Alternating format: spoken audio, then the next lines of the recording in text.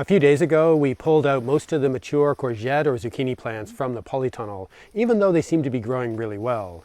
We were experimenting with growing 4 different varieties of courgettes in large grow bags as an early crop under cover that we had planned to remove once the outside courgette plants were producing a lot.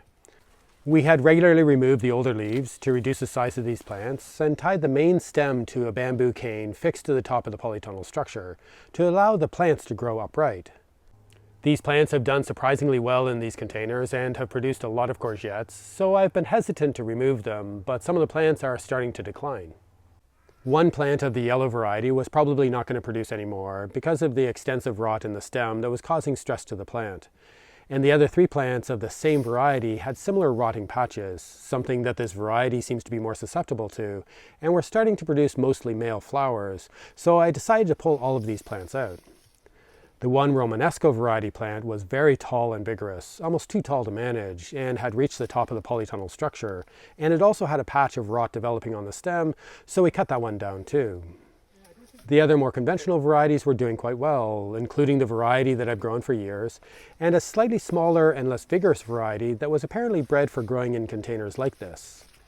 There were a few signs of decay on a few of the plants, but most of the plants were still producing well, with both male and female flowers developing, and it looked like these plants could continue to produce a good crop for a while longer.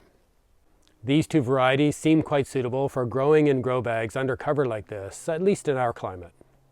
Because we now have an abundance coming from the outside courgette plants, and we had late cucumber plants waiting to be transplanted into these grow bags, we decided to remove most of these healthy and productive plants and added them to the compost pile. We kept 1 plant of each of these varieties as I wanted to see how long we could keep them productive, to continue with this exploration of growing really large and hungry plants in grow bags like this.